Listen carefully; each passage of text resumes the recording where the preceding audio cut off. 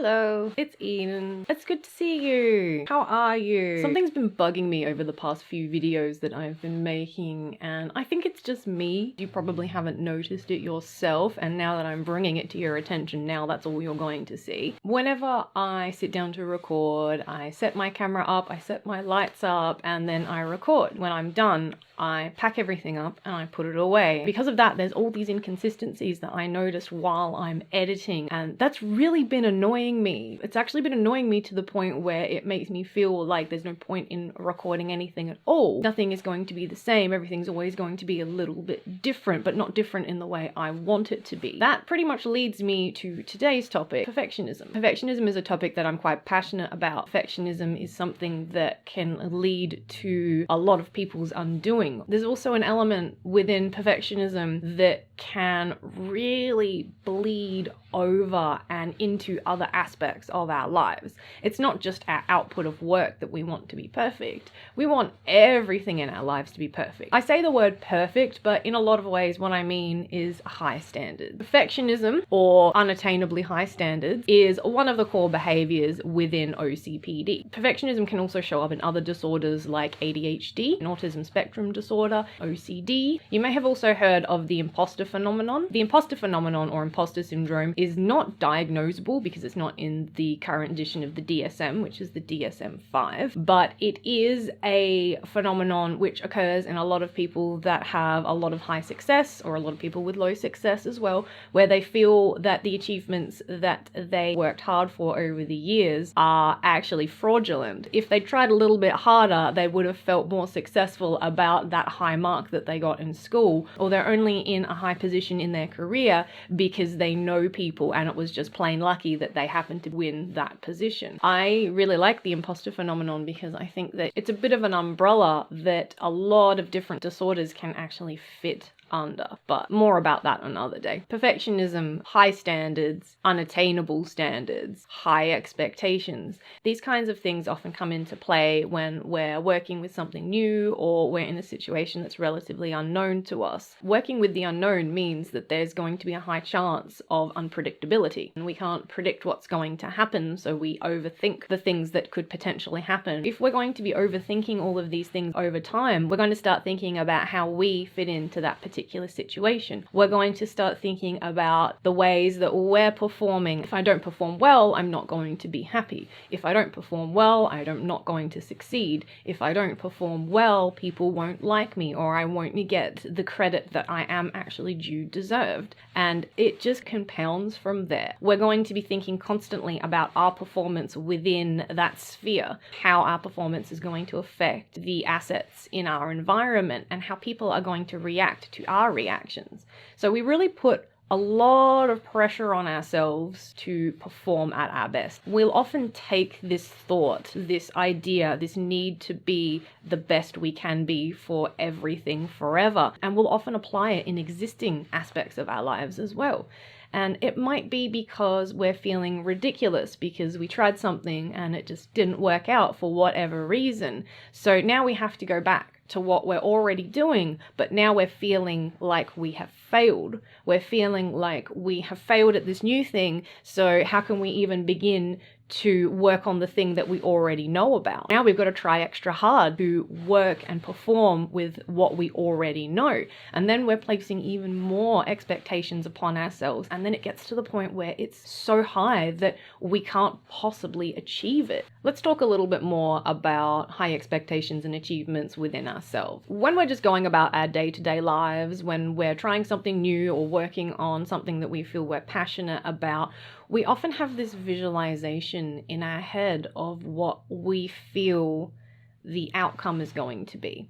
As we move along the timeline of completing our task, we start to see we are not outputting the idea that we had in our head and connecting it to what's in front of us. We think to ourselves, you know what, this is awful. This is not how I imagined it. This can't be right. It's obviously me and I'm not trying hard enough. Why can't I make this look better? People are obviously going to hate it because I'm starting to hate it. We get emotionally weighed down with all of this negative feedback that is just flooding our heads.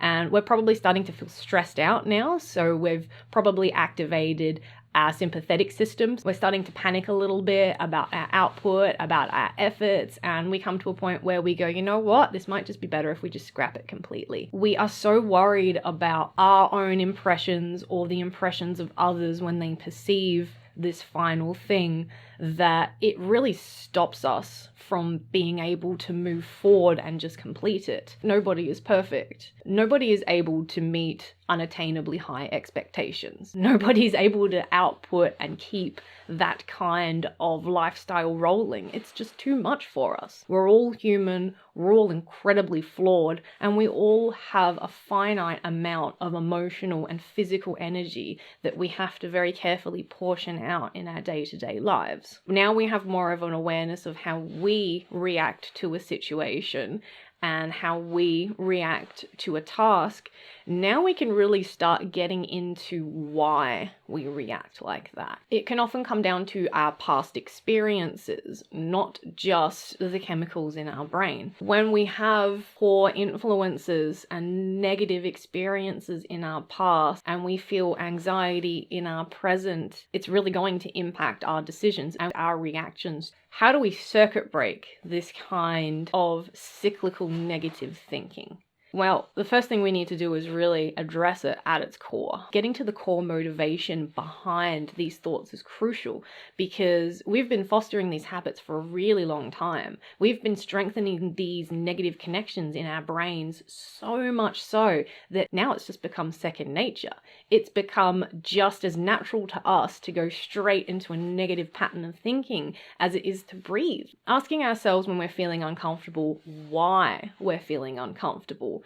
Having that mindfulness to understand and interpret the thoughts that are running through our head while doing something where we feel like we're not doing enough is very, very important, because you might be fetching memories of your past where you have had that negative feedback, and when you have felt so small and so vulnerable and defeated because your efforts just weren't good enough. Finding these thoughts, fetching these memories, and really understanding why you're feeling the way you feel right now, it's the first step to lowering your unachievably high standards and expectations. And it might not happen at once because these things always take practice, but eventually you're going to come to a point where you essentially have a moment where you realize you will be able to find those motivations. You'll be able to find that core. And once you do, then you can start working on changing that pattern of thought. Changing a pattern of thought is not easy, especially if it's a very ingrained pattern of thought, like a very ingrained bad habit, but it is doable. It's taking back control of yourself, recognizing that your brain is beginning to engage in that negative spiral of thinking, that perfectionistic component of your personality is starting to come into play. Then you can take control of it. There is a term known as the wall of awful, and it's essentially a big wall of negative thoughts that we have to scale and push ourselves over to be able to get through the task that we're undertaking. I feel like that does really apply in this situation because that perfectionist attitude bricks up this massive wall, this awful wall, and sometimes it feels like there's no way around it, but maybe we're just not seeing that the wall of awful does have a door. A lot of us lacked a lot of positive reinforcement within our lives, and now is the perfect time to tell yourself, I've gotten to that point where I want to quit and I've had enough. But I also know that I have put a lot of time and a lot of effort into getting to this point, and I know that if I just keep persisting for a little bit longer, I'll finish. Giving yourself that positive reinforcement, telling yourself it's okay that you're feeling this way when it comes to things that you're unsure about or uncomfortable with, but you know that if you keep going, you are going to eventually get that reward. You're going to look back and you're going to go, you know what, I'm really proud of myself because I have done it now. That was really uncomfortable for me, but I did it. Everybody is capable of changing their pattern of thought if they really want to. It's a little bit trickier when it comes to patterns that are directly related to chemical imbalances within the brain. But in a situation where we know that we didn't receive a lot of positive reinforcement, we've carried this into our adulthood, we can change it. It's not just a matter of sitting and going, oh, but I really want to change, but I'm not sure if I can, because saying things like I'm not sure if I can means you've already given up. You don't have to give up. You don't have to live this way. You don't have to go through your entire life feeling like nothing will ever be good enough. It's not what's going on in front of you. It's about how you're reacting to the thing that's going on in front of you. It's not always going to work. There will always be times where, despite your best efforts, you won't be able to fix, salvage, or complete what's going on in front of you. If you're feeling guilty because you feel like you've just wasted all your time, your efforts, and you've come out on the other side empty-handed, tell yourself that you've learned a valuable lesson, that it doesn't matter what the outcome of the situation was, because you have learnt something from that whole experience. You have learnt that this is one step closer to the final result that you do want, and that's a good thing. One last thing as well, it's okay if it's okay. There's only a mistake if you point it out. You probably didn't even notice that there was a huge difference in my backdrop or my appearance or anything like that between videos as you've been watching them. But now that I've pointed it out, you're probably going to notice.